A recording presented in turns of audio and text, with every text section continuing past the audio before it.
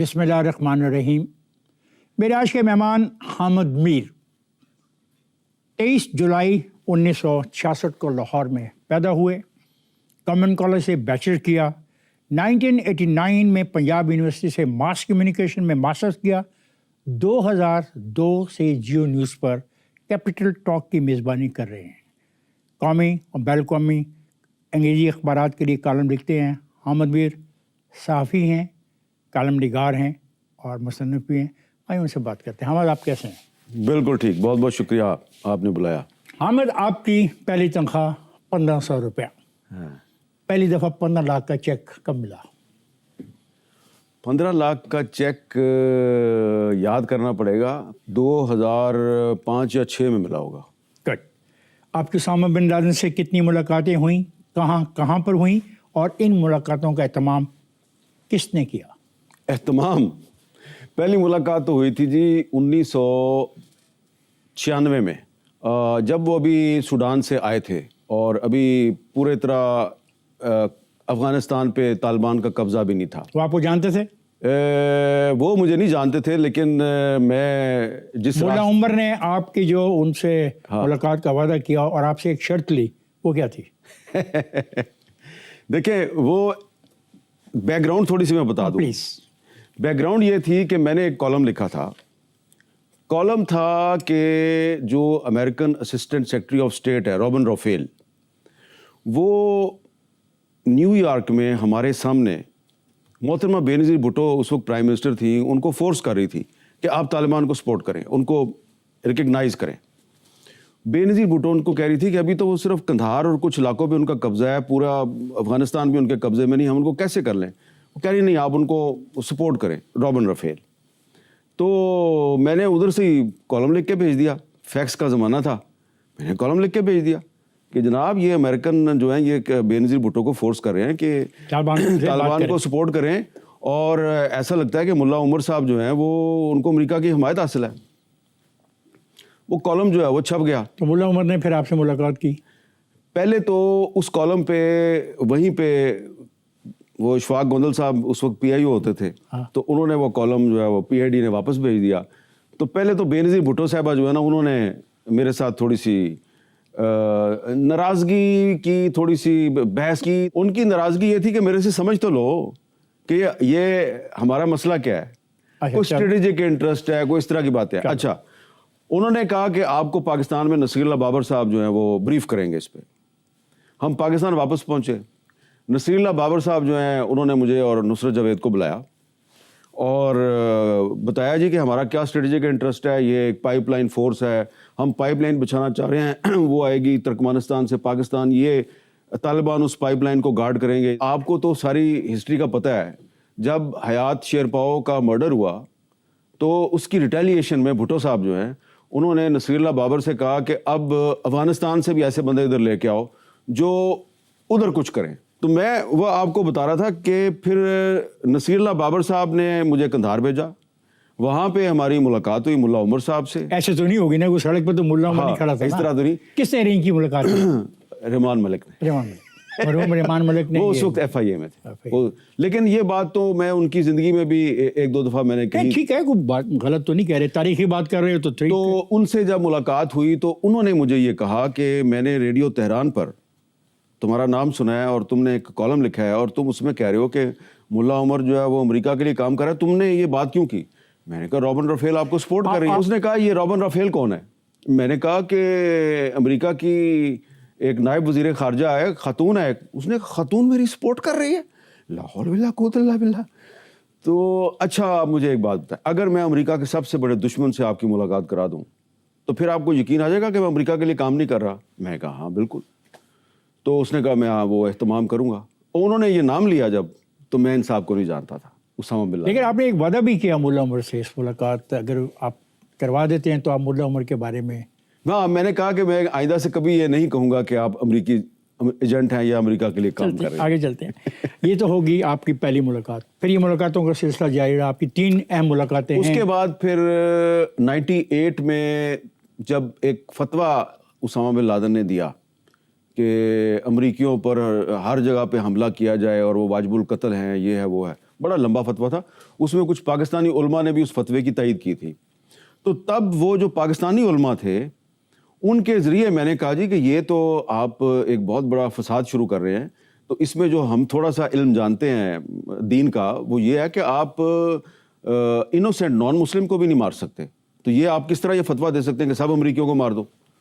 تو انہوں نے مجھے پھر بلایا افغانستان, وہاں پہ پھر 1-2 دن تک قندھار میں کچھ لوگ جو ہے وہ ان سے بحث ہوتی رہی. فائنلی پھر انہوں نے قندھار میں جو ایئرپورٹ کے قریب اسامہ بن لادن کا کمپلیکس تھا وہاں پہ ان سے میٹنگ ہوئی. اس میٹنگ میں ایمن الزواری بھی تھے.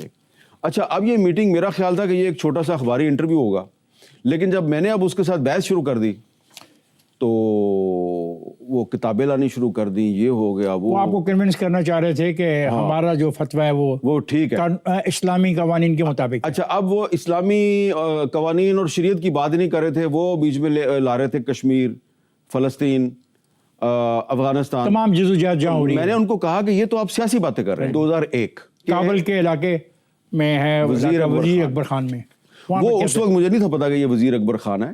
نہیں, آپ نے لکھا ہے نا, تو تبھی تو ہم نے آپ کی کتاب سے لی ہے. اچھا, ہمیں تو نقشے پہ آج بھی دکھا دو تو سمجھ نہیں آئے گی. نہیں, وہ اس جب بھی گئے ہو آنکھوں پہ پٹی باندھی ہوئی تھی, بغیر پٹی باندھے گئے ہو؟ پہلی 2 دفعہ تو میری کوئی پٹی وٹی نہیں تھی, لیکن تیسری دفعہ جو ہے وہ مجھے پتا نہیں تھا کہ یہ کون سا علاقہ ہے. گھمائی جا رہے تھے, وہ گھمائی جا رہے تھے, 3-4 دن تک گھماتے رہے. وجوہات کیا ہوتی ہیں, ایسا کیوں گھماتے ہیں؟ دیکھیں, جو اسامہ بن لادن تھا نا وہ خود فیصلے نہیں کرتا تھا, اس کی ایک شورا تھی اور شورا فیصلے کرتی تھی. اور مجھے جو اس نے 9/11 کے بعد انٹرویو دیا وہ اس لیے دیا, صرف اس نے مجھے نہیں دینا تھا, اس نے رابرٹ فسک کو بھی بلایا تھا جو انڈیپینڈنٹ لندن کا نمائندہ تھا. ہم دونوں کو اس نے اکٹھے بلایا تھا. اسامہ بن لادن نے آپ کو ایک گھڑی بھجوائی اور گھڑی کے ساتھ ایک رکا بھجوایا. رکے میں اسامہ بن لادن نے کہا کہ 9/11 کا جو حملہ ہے اس میں شریک نہیں.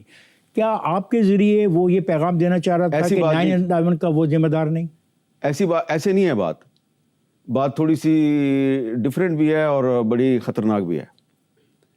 9/11 جس دن ہوا, حملے سے 1 گھنٹے پہلے میرے پاس ایک صاحب آئے نیچے. مجھے دفتر میں سیکورٹی والوں نے بتایا جی نیچے ایک بندہ آیا ہے, وہ کہتا ہے جی میں افغانستان سے آیا ہوں, شیخ نے بھیجا ہے. میں کہا کون سے شیخ نے بھیجا ہے؟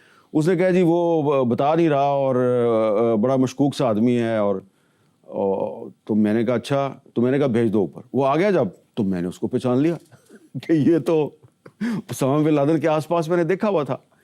تو اس نے کہا آپ نے پہچان لیا؟ میں نے کہا پہچان لیا. کہتا ہے لیکن اس کے باوجود جو ہے مجھے یہ کہا گیا کہ آپ نے ان کے پاس جا کے بیٹھ جانا ہے. تو کہتا ہے وہ مجھے ادھر CNN آتا ہے. تو اس وقت تو پاکستان میں پرائیویٹ TV چینلز نہیں تھے, صرف PTV تھا, CNN تھا, BBC تھا. تو میں نے وہ CNN لگا دیا. کہتا ہے بس اب مجھے آپ 10-15 منٹ دے دیں. تو میں نے پھر تھوڑا ریسٹ کر کے پھر میں نے آپ کو کوئی بات بتانی ہے. اب میں اس کو ادھر بٹھا کے, کچھ شام 3-4 بجے کا ٹائم تھا, میں اپنے نیوز روم میں چلا گیا. میرا ایڈیٹر کا آفس تھا, ساتھ ہی نیوز روم تھا, میں ادھر چلا گیا.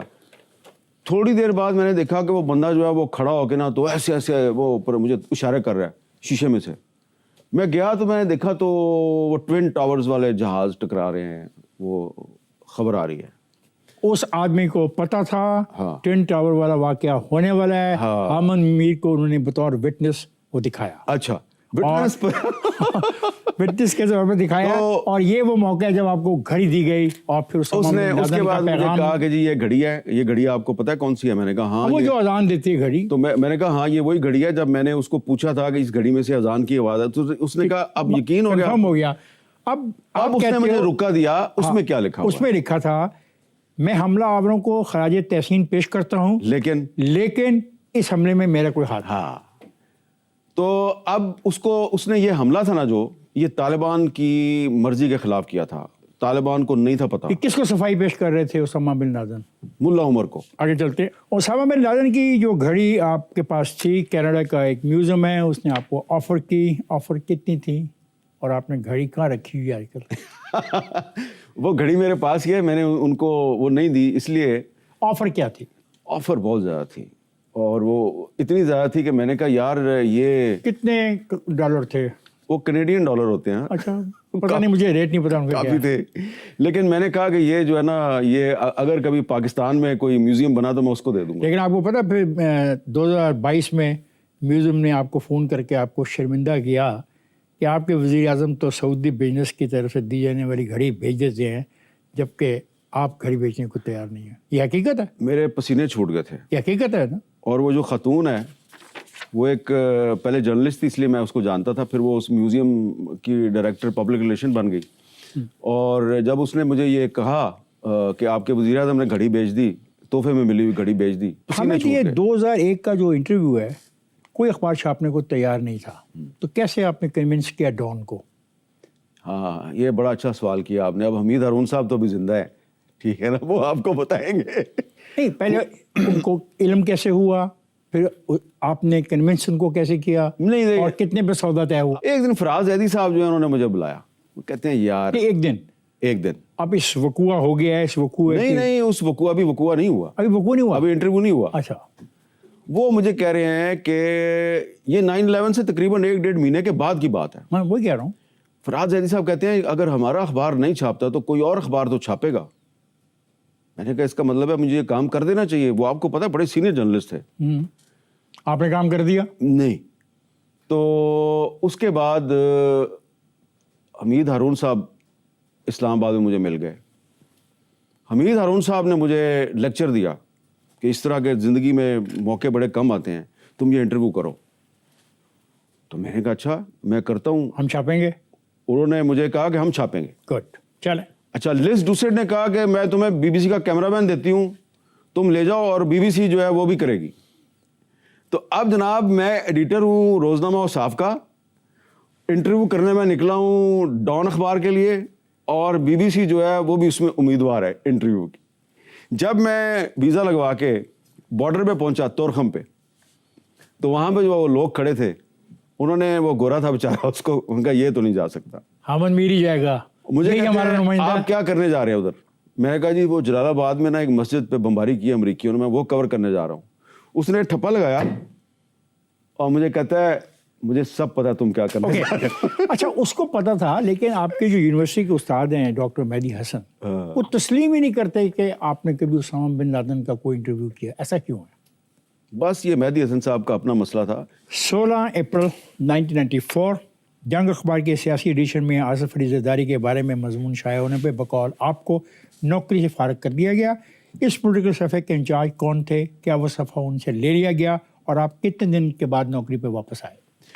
وہ جو آصف زرداری کے بارے میں نے آرٹیکل لکھا تھا, وہ آرٹیکل جس بندے نے چھاپا تھا وہ میرے سامنے بیٹھا ہے. اس کا نام ہے افتخار احمد, اور وہ سیاسی ایڈیشن کے انچارج تھے. افتخار صاحب جو ہیں وہ مجھ سے لکھواتے تھے, سیاسی کالم لکھواتے تھے. میں نے ریسنٹلی محترمہ بے نظیر بھٹو کی کوئی گفتگو سنی تھی سوئٹزرلینڈ سے پاکستان واپس آتے ہوئے, جہاز میں ان کے ساتھ تھا. میں نے واپس آ کے تھوڑا انویسٹیگیٹ کیا, مجھے تھوڑے ثبوت مل گئے, اور میں نے لکھا جی کہ ثبوت مل گئے یا ثبوت آپ کو دیے گئے؟ ظاہری بات ہے کہ آپ کو کلو ملتا ہے, اور کلو بھی کہاں سے, میں نے کبھی یہ پہلے نہیں بتایا, آج پہلی دفعہ آپ کے شو میں بتا رہا ہوں کہ محترمہ بے نظیر بھٹو نے خود مجھے بریف کیا تھا کہ یہ جو سب مرین پاکستان خرید رہا ہے ہم چائنا سے لینا چاہتے ہیں, لیکن کچھ جو لابسٹ ہیں وہ کہتے ہیں جی کہ آپ فرانس سے خریدیں, فرانس کی سب مرین مہنگی ہے, ہم چائنا سے خریدنا چاہتے ہیں. اور پھر جب میں نے کچھ 2-3 سوال کیے تو انہوں نے کہا اچھا تم اس پہ سٹوری کرنا چاہتے ہو؟ میں نے کہا جی. پھر پاکستان واپس پہنچیں گے تو پھر آپ سے بات کریں گے. تو اس کے بعد مجھے کافی اس کے ڈاکومنٹس مل گئے.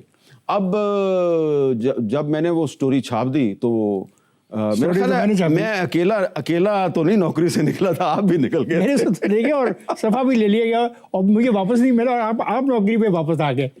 بی کے حکومت کے خاتمے سے 2 دن پہلے آپ ان سے ملے اور بتایا کہ فاروق لغاری آپ کی حکومت ختم کرنے والے ہیں, اور یہ فیصلہ وہ کر چکے ہیں.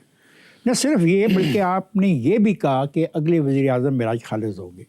آپ کو یہ سب معلومات ایجنسیاں کائے کو فراہم کرتی ہیں؟ ایجنسیاں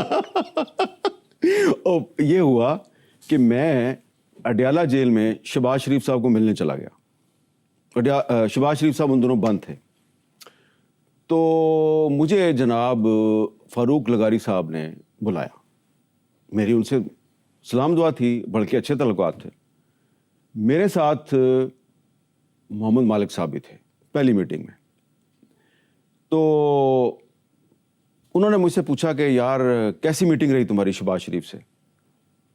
اب میں پریشان ہو گیا, اس لیے کہ میں نے وہ میٹنگ حامد میر بن کے نہیں کی تھی.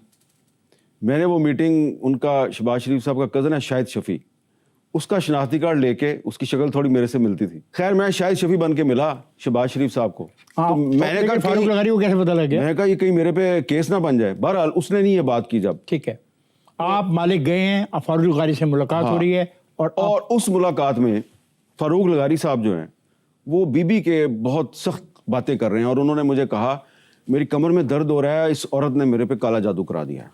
میں کہا کون سی عورت؟ انہوں نے کہا یہ بے نظیر بھٹو.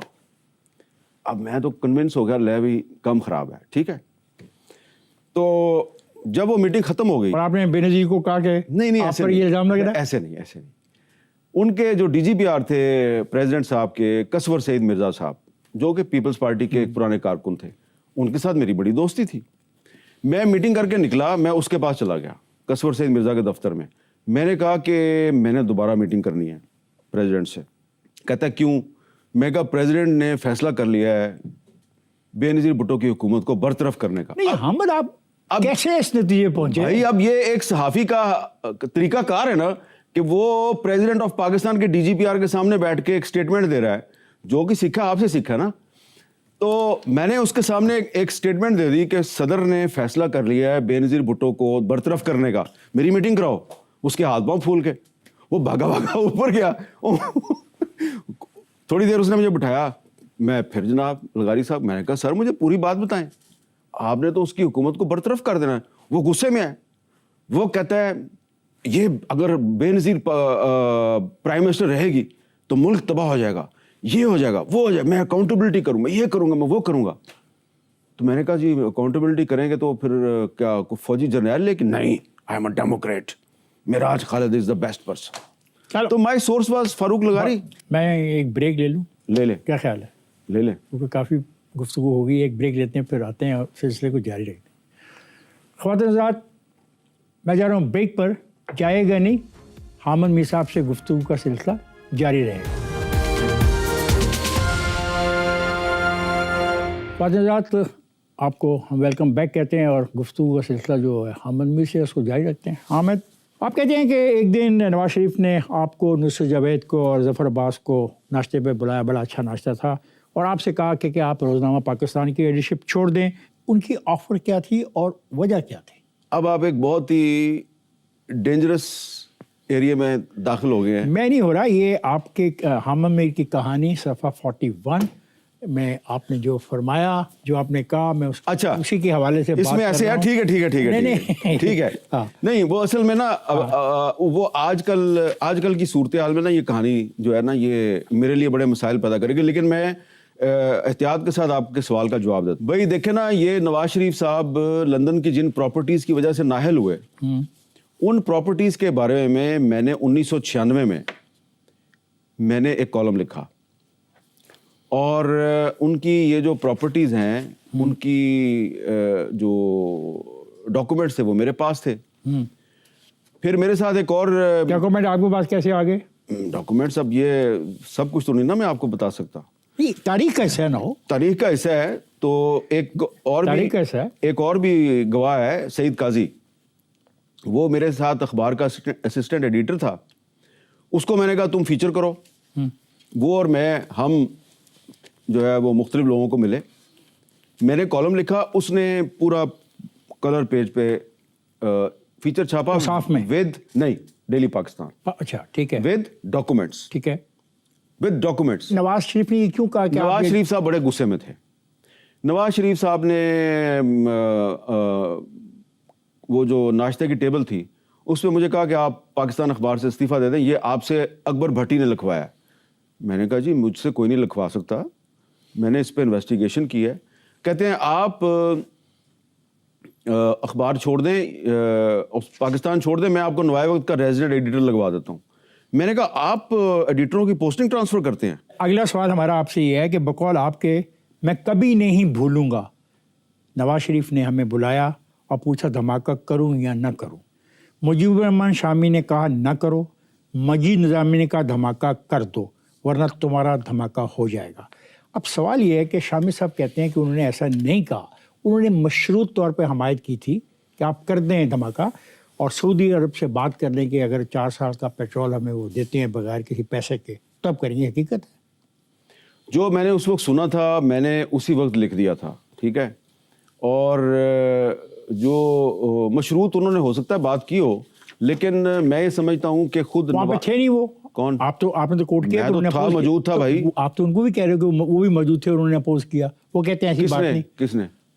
میرے دوست شامی صاحب نے اپوز کیا؟ ہاں، وہ کہتے ہیں ایسا نہیں ہے، میں نے مشروط بات کی۔ چلے آگے، کیا یہ حقیقت ہے کہ مشرف نے 2007 میں ججوں کی بحالی کی تحریک سے میڈیا کی توجہ ہٹانے کے لیے لال مسجد کے معاملے میں میڈیا کو استعمال کیا؟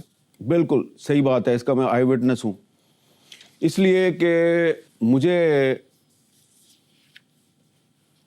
لال مسجد کے اندر جب سیج ہوئی تھی، گھیرا ڈالا ہوا تھا، تو مجھے اعجاز الحق جو ہے اس نے، وہ اس وقت منسٹر تھا مذہبی امور کا، تو اس نے مجھے کہا یار یہ کوئی ایشو نہیں ہے، یہ جو مسجد کے ساتھ تو کوئی پھڈا نہیں ہے، تو یہ کس نے پھڈا پیدا کیا ہے، تو یہ مسئلہ حل کرائیں۔ میں نے کہا ہاں مسئلہ حل کرائیں۔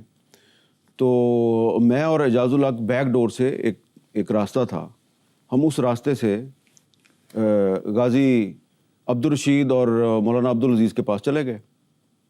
ہم جب انہوں نے کہا کہ ٹھیک ہے کوئی مسئلہ نہیں ہے تو آپ ہمارے پاس آ گئے ہیں، بڑا شکریہ، ہم مسئلہ حل کرنے کی کوشش کرتے ہیں، لیکن جب ہم نکل رہے تھے تو انہوں نے کہا کہ ادھر جو ملیٹنٹس ہیں مسجد کے اندر ہمارا ان سے کوئی تعلق نہیں ہے، یہ تو آپ کے ملیٹنٹس ہیں۔ آپ سے مراد آپ کے؟ نہیں، میرے نہیں، حکومت کے۔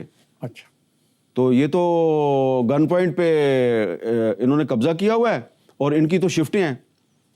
تو ہم جب باہر آ رہے تھے تو ایک رائڈر جو ہے وہ باہر دروازے پہ کوئی خط دے کے گیا، اور ایک جو خادم تھا مولانا عبدالعزیز صاحب کا، وہ لے کے آیا، تو وہ جب وہ لیٹر کھولا گیا تو وہ وزارت مذہبی امور کی طرف سے لال مسجد کو نوٹس دیا گیا تھا کہ آپ یہ جگہ خالی کریں، اور منسٹر صاحب ساتھ کھڑے ہیں۔ اچھا، مطلب اس کا مطلب یہ ہے کہ میڈیا کو استعمال کیا گیا؟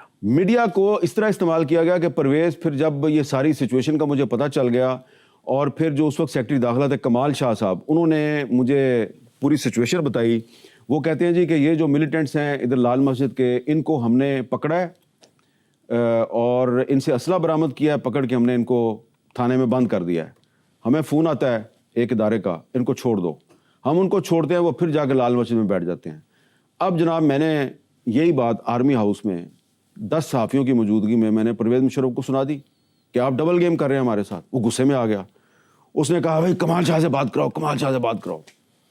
تو وہ جنرل حامد جاوید صاحب جو ہیں انہوں نے کمال شاہ سے بات کی، کمال شاہ نے کنفرم کر دی، میں نے کنفرم کر دی، مشرف صاحب جھاگ کی طرح بیٹھ گئے، اور اس کے بعد پھر چودھری شجاعت صاحب نے نیگوسیشن شروع کی، نیگوشیشنز کامیاب ہو گئیں، اس کے باوجود آپریشن ہو گیا۔ آپ نے لکھا کہ مجھ سمیت بہت سے اہل صحافت نے ججوں کی بحالی کو اپنی زندگی اور موت کا مسئلہ بنا رکھا تھا۔ عامر صاحب، جس تحریک کو آپ نے اپنی زندگی اور موت کا مسئلہ بنا رکھا تھا، اسے حاصل کیا ہوا؟ کہا جاتا ہے یہ تو ایک جنرل کی دوسرے جنرل کے خلاف ایک جنگ تھی۔ دیکھیں، اس لائرز موومنٹ کے دوران آصف زرداری صاحب سے میری بڑی بحث ہوتی تھی، اور یہاں تک کہ وہ پریزیڈنٹ بھی بن گئے تو ہم ان کو کہتے تھے کہ آپ ججوں کو بحال کریں۔ ہم نے تو زندگی موت کا مسئلہ بنایا ہوا، وہ جو میں کہہ رہا ہوں نا، اس طرح کر کے میں بات کرتا تھا ان کے سامنے، چھوڑوں گا نہیں، یہ نہیں ہے، نو کمپرومائز ہے وہ، آپ کہتے تھے؟ ہاں۔ تو وہ اب زرداری صاحب مجھے کہتے تھے اچھا یہ بندہ جو ہے افتخار چودھری تیرا ہیرو، یہ ریٹائرمنٹ کے بعد جب پارٹی بنائے گا تو پارٹی میں شامل ہوگا؟ میں نے کہا یہ میرا ہیرو بالکل پارٹی نہیں بنائے گا، وہ رول آف لا کی جنگ لڑ رہا ہے۔ اس نے کہا اس کی پارٹی کا نام ہوگا جسٹس پارٹی، جب وہ پارٹی بنائے گا تو ٹی وی پہ آ کے یہ اعلان کرے گا کہ میں غلط تھا اور آصف زرداری ٹھیک تھا۔ ہاں میں کر دوں گا۔ ہاں بس میرا سوال یہ ہے کہ یہ ایک جنرل کی دوسرے جنرل کے خلاف جنگ تھی، میرا سوال یہ ہے۔ جنگ نہیں تھی، اس میں جنرل کیانی صاحب تھے جو، ہاں، کیانی ورسز مشرف؟ نہیں، کیانی ورسز نہیں تھا، کیانی کے ساتھ پوری فوج تھی. فوج جو ہے وہ مشرف سے تنگ آ چکی تھی. یہ ایک ریپیٹیشن تھی, ہسٹری نے ریپیٹ کیا تھا. جس طرح یحییٰ خان نے فوج کی مدد سے ایوب خان کو ہٹایا, اسی طرح جنرل کیانی نے فوج کی مدد سے مشرف کو ہٹایا. جنرل کیانی سے آپ کے بڑے قریبی تعلقات تھے, یہ تعلقات کب بنے؟ قریبی تعلقات نہیں تھے, وہ ایسے تھا کہ میری ایک دو دفعہ ان سے ملاقات ہوئی تھی. جب وہ کور کمانڈر راولپنڈی تھے تو مشرف صاحب پہ اٹیک ہوا, تو اس کی انہوں نے انکوائری شروع کی. انہوں نے جو بندے پکڑے ہوئے تھے, میں نے یہ کالم لکھا کہ یہ بندے غلط پکڑے ہوئے ہیں. تو آپ کو اصل آدمیوں کا علم تھا؟ مجھے اصل آدمیوں کا علم نہیں تھا. تو ان کے بارے میں آپ کیسے کہتے ہو غلط پکڑے ہوئے؟ اس لیے کہ ان کو میں جانتا تھا. یہ ہر غلط آدمی کو آپ جانتے تھے؟ دیکھیں نا, اب میں نام لے لیتا ہوں, وہ الیاس کشمیری جو ہے جس کو انہوں نے پکڑا تھا, تو میں نے کالم لکھا ہو بھائی یہ وہی الیاس کشمیری ہے جس کو 2-3 سال پہلے تک آپ کیش پرائز دیا کرتے تھے. اس پر مجھے کیانی صاحب نے بلایا, اور ان کا جو کیانی صاحب کا جو چیف آف سٹاف تھے وہ تھے بریگیڈیئر قمر جاوید باجوہ صاحب. ہمیں یہ باتیں ہم کرتے رہیں گے, اور آپ کی باتوں میں کافی ایسی چیزیں ہیں کہ لوگوں کو مجبور کرتی ہیں کہ آپ کو سنتے رہیں, لیکن مجھے بریک پہ جانا ہے, میں بریک پہ جا رہا ہوں. فاضل صاحب میں جا رہا ہوں بریک پر, جائے گا نہیں, ہمارے ساتھ رہیے. Welcome back. چلیں حامد میر سے گفتگو کے سلسلے کو جاری رکھتے ہیں. آپ پر خالد خواجہ غالباً اس کا نام ہے, اور کرنل امام کے قتل کا الزام لگا. تو آپ نے کہا کہ کئی صحافیوں نے اس موقع کا فائدہ اٹھاتے ہوئے آپ کی کردار کشی کی, مہم میں بڑھ چڑھ کے حصہ لیا. کہ آپ ان صحافیوں کا نام لینا پسند کریں گے؟ کیا آپ اس صحافی کا بھی نام لینا پسند کریں گے جس نے آپ کی حمایت میں بیان دیا؟ دیکھیں, یہ صرف خالد خواجہ والی بات ہے. کرنل امام صاحب کی فیملی اس میں شامل نہیں ہے, اور بلکہ کرنل امام کی جو فیملی ہے وہ انہوں نے میری اخلاقی طور پہ سپورٹ کی, مدد کی. ان کو تو ساری گیم کا پتہ تھا نا. گیم ٹھیک ہے. گیم یہ تھی کہ اسلم بیگ صاحب کی کتاب پڑھیں آپ, اقتدار کی مجبوریاں. اسلم بیگ صاحب نے کرنل امام صاحب کو کہا کہ طالبان کی اور امریکہ کی بات کروائیں. ٹھیک ہے, بیچ میں آ گئے خالد خواجہ صاحب, اور ایک وہ بیچ میں جرنلسٹ کو لے آئے. اور مجھے تو خبر ہی کوئی نہیں ہے کہ جناب یہ جا رہے ہیں, کب جا رہے ہیں, کہاں سے آ رہے ہیں. تو انہوں نے جناب کرنل امام صاحب اور خالد خواجہ صاحب, کرنل امام کے بارے میں یہ کہا جاتا ہے نا کہ وہ طالبان کے استاد تھے اور طالبان ان کی بہت عزت کرتے تھے. بالکل کرتے تھے, بالکل کرتے تھے. وہ ہرات میں کونسلیٹ جنرل تھے جب, تو بالکل طالبان ان کی عزت کرتے تھے. لیکن جس طریقے سے جن لوگوں نے کرنل امام کو قتل کیا, تو اس سے یہ لگتا ہے کہ قتل کرنے والے جو ہیں ان کو نہ تو طالبان کی عزت کا خیال تھا, اور نہ ہی ان کو کرنل امام کی اہمیت کا احساس تھا, اور وہ کسی ایجنڈے پہ تھے. ٹھیک ہے نا. تو اس میں یہ جب واقعہ ہو گیا, یہ دونوں ادھر گئے, ان کو اغوا کر لیا گیا. ان کے ساتھ جو تیسرا جرنلسٹ تھا, he was a British national, اس کو چھوڑ دیا, اس کو چھوڑ دیا. اور جو 2 پاکستانی تھے ان کو انہوں نے قتل کر دیا. آپ پر الزام کیوں لگا؟ وائے حامد میر؟ میرے پہ تو الزام اس کے بہت دنوں کے بعد لگا. کیوں وائے حامد میر؟ ہاں, وہ ایسے کہ مجھے ایک اس زمانے میں پیپلز پارٹی کے منسٹر تھے, انہوں نے بلا کے کہا کہ یار آپ مسنگ پرسنز کا ایشو بہت اٹھا رہے ہیں, تو آپ باز آ جائیں, آپ پہ انہوں نے کوئی کیس ڈال دینا ہے. میں کہا میرے پہ کیا کیس ڈالیں گے؟ کس سن کی بات ہے؟ یہ 2010 کی بات ہے. 2010. اور آپ کو ایک بلایا وزیر نے اور کہا مسنگ پرسن کا معاملہ مت اٹھاؤ, اور نہ کوئی کیس پڑ. میں نے کوئی پارلیمنٹ ہاؤس کے باہر کھڑے ہو کے ایک پروگرام کیا تھا مسنگ پرسنز کی فیملیز کے ساتھ. آمنہ مسعود جنجوا تھی اور لوگ تھے. تو مجھے انہوں نے کہا کہ یہ آپ کے ساتھ کچھ کریں گے. پھر مجھے پریزیڈنٹ صاحب نے بلایا, زرداری صاحب نے.